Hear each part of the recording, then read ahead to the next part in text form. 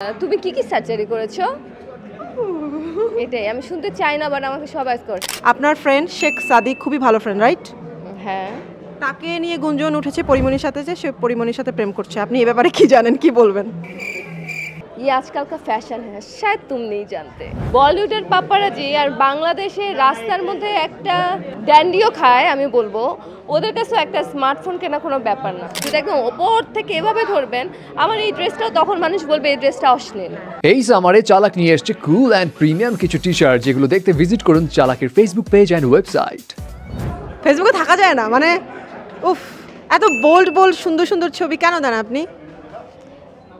আমি কি বলট না? অবশ্যই আপনি বোল্ড, তাই বলে এত সুন্দর সুন্দর ছবি কেন দিতে হবে? আমি নর্মাল ছবি তুলি, বাট ছবিগুলো সুন্দর হয়ে যায়।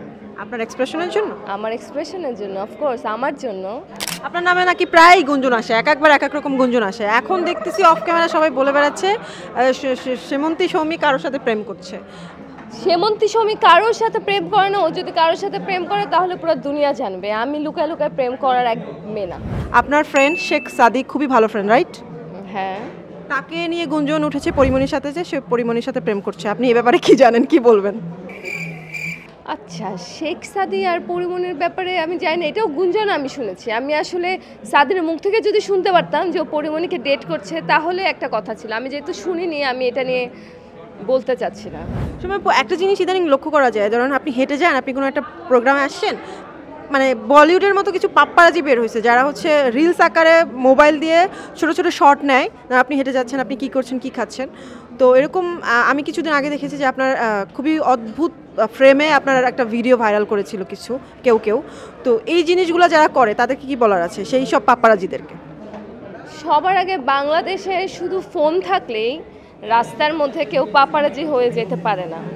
বলিউডের পাপারাজি আর বাংলাদেশের রাস্তার মধ্যে একটা যারা মনে করেন ড্যান্ডিও খায়, আমি বলবো ওদের কাছেও একটা স্মার্টফোন কেনা কোনো ব্যাপার না। তো আমি যখন নিচে আসলাম, আমি দেখতেছিলাম যে আমি চিনিও না, তারা তো সাংবাদিক না। আমি দেখলাম তারা সবাই আমাকে ঢুকতেই দিচ্ছে না, সবাই এরকম ফোন নিয়ে দাঁড়ায় আছে।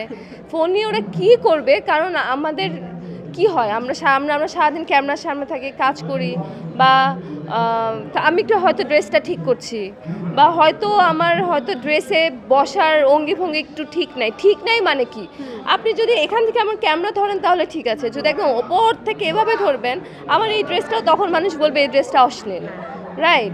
সো এটা আসলে আমার কাছে মনে হয় এটা আমার সমস্যা। আমাকে যদি কেউ কমপ্লেন করে, আমার মাও আমাকে বলে যে এই ড্রেস কেন পরেছো, বাট আমার মনে হয় এটা আমার সমস্যা।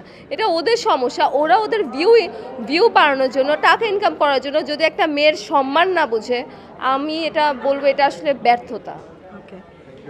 দুই কানে দুই দুল, এটা কি ভুল করে নাকি স্টাইল? ये आजकल का फैशन है, शायद तुम नहीं जानते। কোন খাবারটা আপনার ভীষণ প্রিয় কিন্তু অন্য মানুষের কাছে সেই খাবারটা অনেক উইয়ার্ড? কোন খাবারটা ভীষণ প্রিয় আমার কিন্তু অন্য মানুষের কাছে?